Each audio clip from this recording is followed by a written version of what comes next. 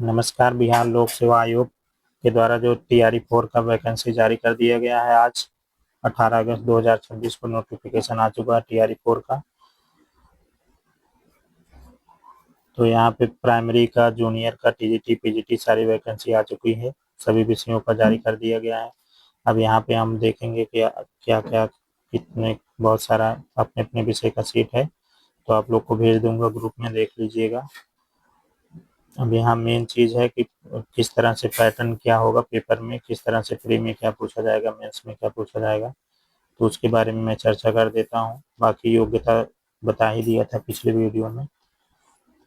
Farm का इसमें भर दीजिएगा आप लोग सभी से। जिनके पास ये स्टेट नहीं होगा, या स्टेट वाला भी फार्म भरा जा रहा है, और जिनके पास है तो TRE-4 के जो पाठ्यक्रम है उसके आधार पर अपनी तैयारी को जारी कर दीजिए।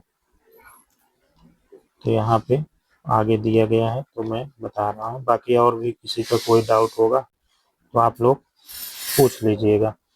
तो यहाँ पे प्रारंभिक परीक्षा का बारे में कैसे पीटी इसको बोलेंगे, पीटी।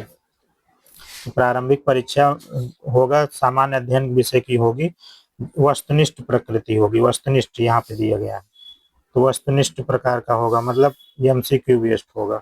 MCQ बहुविकल्पी होगा, सही है। परीक्षा की अवधि कितनी होगी? 2 घंटे की होगी। और कुल अंक कितने होंगे? 150 अंक होंगे। प्रत्येक प्रश्न 1 अंक का होगा, तो प्रत्येक प्रश्न 1 अंक का होगा। और बहुविकल्पी उत्तरों में से प्रश्नवार किसी एक उत्तर का चयन करना होगा। तो इसमें 2 घंटे का पेपर 150 अंक होगा, और सभी बहुविकल्पी होंगे प्रश्न। और इसमें एक पीटी में क्या है, निगेटिव नकारात्मक अंक भी है, 1/3, 1/3, 1/3, 1/3 निगेटिव मार्किंग भी है इसमें।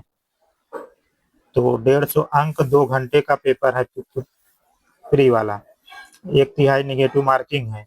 और इसमें 5 विकल्प मिलेगा इस बार। 5 विकल्प दिया रहेगा, ABCDE प्रदान किया जाएगा।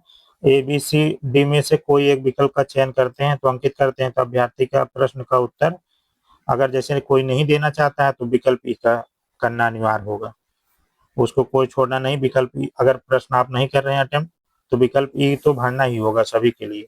अगर किसी भी स्थिति में प्रत्येक प्रश्न के केवल एक उत्तर चुनना है, तो यदि कोई अभ्यर्थी 5 विकल्पों में ABCD में कोई एक का चयन नहीं करता है, तो ऐसे कह रहे हैं कि अनआंसर्ड प्रश्न पर नकारात्मक अंकन करते हुए 1/3 अंक कटौती की जाएगी। तो ये सब आप लोग ध्यान दीजिएगा कि 5 में से अगर चारों ऑप्शन से आपके, तो चारों उत्तरों में से अगर एक उत्तर सही पता है तब तो करेंगे ही। अगर नहीं भी पता है आपको, तो उसमें जो ई वाला ऑप्शन आएगा उसको काला करना जरूरी है। अगर नहीं करते हैं तो आपका 1/3 अंक काट लिया जाएगा सही वाले में। तो इसको विशेष ध्यान दीजिएगा आप लोग। 5 ऑप्शन से जो 5वां ऑप्शन है, अगर प्रश्न हमको अटेम्प्ट नहीं करना, छोड़ना है, तो 5वां ऑप्शन जरूर काला करना है उसको। नहीं तो अगर इसी में नहीं करेंगे तो 1/3 अंक आपका कट जाएगा सही वाला भी। तो 150 अंक है, 2 घंटे का पेपर होगा। बहुविकल्पी 1/3 निगेटिव मार्किंग है। और इसमें पीटी में क्या है, सामान्य अध्ययन विषय का ही मतलब लेंगे। अभी आगे देखते हैं और क्या दिए हैं। तो इसमें क्या क्या दिया है, सामान्य विज्ञान हो गया। टॉपिक कौन कौन सा लगा है?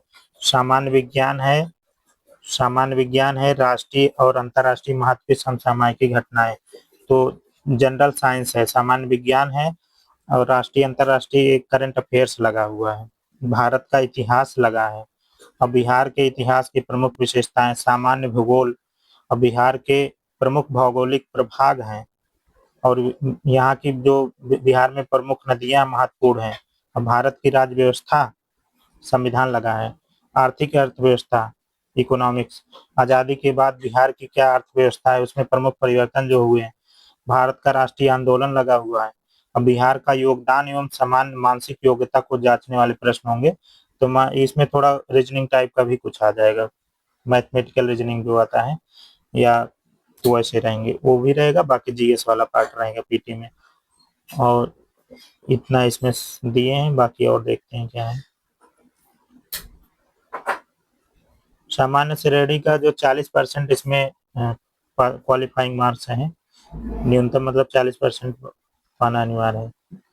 बाकी अन्य कैटेगरियों के लिए अलग अलग दिया है, मैं भेज दूंगा, आप लोग देख लीजिएगा।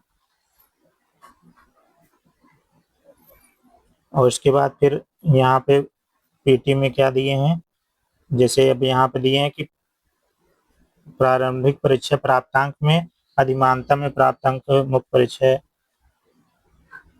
रिक्त सूचियों के 2.5 गुना से लेकर 10 गुना होगी, मतलब 2.5 गुना से लेकर के 10 गुना तक बुला सकते हैं। कट ऑफ अगर समान अंक प्राप्त करते हैं तो सभी उम्मीदवारों को चयन मुख्य परीक्षा के लिए किया जाएगा। अगर कट ऑफ जितना लगता है तो अगर उसमें जितने भी कैंडिडेट आएंगे सभी उम्मीदवारों को मेंस के लिए मौका दिया जाएगा, एक अच्छी बात है। फिर उसके बाद है यहाँ पे दिए हैं मुख्य परीक्षा के बारे में देख लेते हैं।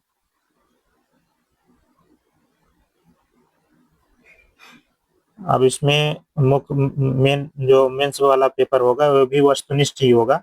इसमें भी बहुत सारे लोग का डाउट था कि कैसे लिखना है, क्या करना है, तो एक आप लोग बेफिक्र रहिए, इसमें वस्तुनिष्ठ होगा, एमसीक्यू बेस्ड होगा क्वेश्चन, 4 ऑप्शन मिलेंगे आपको, उसमें से करना है। अब यहाँ पे भाषा लैंग्वेज का रहेगा, भाग 1 में 30 क्वेश्चन, तो क्वालिफाइंग मार्क रहेगा। और भाग 2 में 120 दिए हैं, तो ये प्राइमरी का है, 1 से 5 के लिए है। वहाँ पे भाग 1 में 30 क्वेश्चन आपको मिलेंगे और भाग 2 में सामान्य अध्ययन दिए हैं 120 क्वेश्चन, ये प्राइमरी वालों का सिलेबस था। और यहाँ पे इनका लगा है गणित भी आएगा, रीजनिंग भी आएगा, जागरूकता, सामान्य जागरूकता है, सामान्य विज्ञान है, समाज विज्ञान, भारत राष्ट्रीय आंदोलन है, भूगोल है, पर्यावरण है, ये सब प्राइमरी वालों को पढ़ना है इतना टॉपिक। और ये सीआरटी एनसीईआरटी का जो बुक है वो उसको पढ़ना है, ये प्राइमरी का सिलेबस था। अब जूनियर का चलते हैं। जूनियर में 2.5 घंटे का पेपर है, 150 अंक है। इसमें भाषा का 30 क्वेश्चन, सामान्य अध्ययन का 40 क्वेश्चन, और आपके विषय का जो जिसका जो विषय होगा, किसी का एसएसटी होगा, किसी का हिंदी होगा, किसी का अंग्रेजी, किसी का संस्कृत होगा, तो उसके विषय का 80 क्वेश्चन रहेगा अपने विषय का, और 40 सामान्य अध्ययन हो जाएगा, 30 भाषा का हो जाएगा। तो भाषा वाला 30% पाना अनिवार्य है, क्वालिफाइंग मार्क्स है। अब भाग 2 में इसमें आपको गणित भी पढ़ना है, प्राथमिक लेवल का जो गणित है, और सामान्य जागरूकता, सामान्य विज्ञान, भारतीय राष्ट्रीय आंदोलन और भूगोल इसमें पाठ्यक्रम लगा है जूनियर में। और विषय वाला तो इसमें दिए हैं, तो विषय का जो ये स्टेट में पाठ्यक्रम है लगभग उसी को मान के पढ़िए। और यहाँ पे एससीईआरटी एनसीईआरटी दिए हैं, तो एससीईआरटी एनसीईआरटी की भी बुक पढ़ लेंगे तो आपको बहुत बेनिफिट होगा। फिर उसके बाद 9 से 10 दिए हैं भाषा, उसमें 30 क्वेश्चन आएगा, सामान्य अध्ययन का 40, अब विषय के 80 क्वेश्चन, 2.5 घंटे का, 150 प्रश्न, 150 अंकों का रहेगा, 9 से 10 के लिए है। तो यहाँ पर भी वही है जैसे जूनियर में है, सब वही पाठ्यक्रम है, 30% पाना अनिवार्य है। यहाँ पे थोड़ा पैटर्न मतलब स्टैंडर्ड क्वेश्चन मतलब पूछा जाएगा बस। बाकी और गणित यहाँ भी पढ़ना है, सामान्य जागरूकता, सामान्य विज्ञान, भारतीय राष्ट्रीय आंदोलन, भूगोल यहाँ पे लगा हुआ है जीएस वाले में। और बाकी आपके 9 से 10 के लिए जो हिंदी, संस्कृत, उर्दू, अंग्रेजी, जो भी जिसका विषय होगा तो अपने विषय को पढ़ लीजिएगा वहाँ का, जो एससीईआरटी और एनसीईआरटी पुस्तक, और बाकी जो स्टेट में पाठ्यक्रम दिया गया है उस टॉपिक को भी पढ़ लीजिएगा। बाकी पुराने पेपर भी हल कर लीजिएगा तो उससे थोड़ा आपको आइडिया लग जाएगा। भाषा इसमें 11-12 वालों में क्या, पीजीटी वालों को उनका भी 30 लैंग्वेज वाला आएगा, 40 जीएस और 80 विषय का रहेगा, 2.5 घंटे का, 150 प्रश्न, 150 अंकों का रहेगा। अब यहाँ पे भी सिलेबस वही है, जिस तरह से टीजीटी का है उसी तरह पीजीटी का भी है। गणित है, जागरूकता है, सामान्य जागरूकता, सामान्य विज्ञान, भारतीय राष्ट्रीय आंदोलन, भूगोल है, ये सब लगा हुआ है। और बाकी आपका विषय हो जाएगा। ये सीआरटी एनसीईआरटी इसमें भी दिए हैं तो आपको इसको पढ़ना जरूरी है। और यहाँ पे मुख्य परीक्षा साफ साफ में दिया है यहाँ पे कि मुख्य परीक्षा कैसे होगी, वस्तुनिष्ठ और बहुविकल्पी एमसीक्यू ऑब्जेक्टिव होगी। तो कई लोगों का ये प्रश्न आ चुका था मेरे पास, तो मुख्य परीक्षा वस्तुनिष्ठ और बहुविकल्पी होगी, एमसीक्यू बेस्ड। और परीक्षा की अवधि 2 घंटे की होगी। और कुल अंक कितने होंगे इसमें, तो कुल अंक होंगे 150।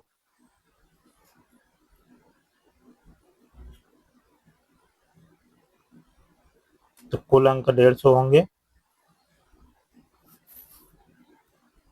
हाँ, बंद हो गया था। तो इसमें हो जाएगा 150 अंकों का होगा। मुख्य परीक्षा में वस्तुनिष्ठ में गलत उत्तर देने के लिए नकारात्मक अंक यहाँ भी होगा। प्री में देखिए नेगेटिव है ये है, तो यहाँ मेंस में भी नेगेटिव मार्किंग किया जाएगा, नकारात्मक है। प्रत्येक गलत उत्तर के लिए 1/3 है, तो 1/3 है नेगेटिव मार्किंग। और उसके बाद फिर यहाँ पे दिए हैं कि ABCD 5 ई करके 5 ऑप्शन मिलेगा। तो चारों ऑप्शन में अगर उत्तर आपको पता है तो लगाएंगे ही, अगर नहीं पता है तो 5वां ऑप्शन जो ई है उसको भी काला करना जरूरी है। अगर नहीं करेंगे तो 1/3 आपका नंबर कट जाएगा। जिस तरह से प्री में हो रहा था उसी तरह मेंस में भी। तो ये तो प्री और मेंस का पाठ्यक्रम हो गया, क्या पढ़ना है किस तरह से। बाकी और देख लेते हैं, यहाँ पे दिए हैं। ये तो सिलेबस हो गया सब चीज। अब बाकी क्या क्या इसमें और क्या लगेगा आपका, इसमें वही फॉर्म भरते समय आपका मैट्रिक का प्रमाण पत्र लगेगा। और जो शिक्षक पात्रता परीक्षा है, मतलब ये स्टेट वाला लगेगा संबंधित प्रमाण पत्र, या जो सीटेट वगैरह जो लगाएंगे जूनियर में तो उनके लगेगा। और उसके बाद फिर यहाँ पे दिए हैं ये, वो तो वहाँ के लोगों के लिए जो पिछड़ा वर्ग होंगे वो लोग सब अपना लगाएंगे। SC ST वाले वहाँ के बिहार के लोग लगाएंगे। जो अनारक्षित, अगर ये सब छोड़ देते हैं, बाकी जिसका जो डाउट होगा पूछ लीजिए। अब यहाँ पे मेंस के आधार पर ही आपकी मेरिट बनेगी। अब इसमें दिए हैं फार्म कब से भरा जाएगा। भुगतान प्रारंभ करने की तिथि 1 सितंबर से शुरू हो जाएगा, और भुगतान अंतिम की तिथि है 29 सितंबर 2026। और ऑनलाइन आवेदन कब से होगा, 1 सितंबर से शुरू हो जाएगा। 1 सितंबर से 2026 से फार्म भरा जाने लगेगा, और आवेदन अंतिम तिथि है 30 सितंबर है। तो आप लोग कोशिश करिएगा 20-25 तक अपना आराम से भर लीजिएगा। स्टेट का रिजल्ट कार्ड के नंबर के स्थान पर वहाँ पर BSAB यूनिक ID मिलेगा। तो वहाँ पर परीक्षा फल प्रकाशन की तिथि भी अंकित करना होगा फार्म भरते समय आपको। उसी तरह सीटेट के जो उत्तीर्ण उम्मीदवार होंगे वहाँ प्रमाण पत्र या अंक पत्र में जो सीरियल नंबर होगा और किस तारीख को वहाँ पे तिथि हुई थी उसको भी वहाँ जारी किया जाएगा। तो ये सब यहाँ पे है। और उसके बाद फिर हार्ड OTR वगैरह ये सब कराना होगा, आप लोग करा लीजिएगा। फार्म एक साइबर कैफे से हो जाएगा। बाकी आज की जानकारी यहीं तक। बहुत बहुत धन्यवाद आप सभी को। वीडियो अच्छा लगा हो तो शेयर करिए, सब्सक्राइब करिए। बहुत बहुत धन्यवाद आप सभी का।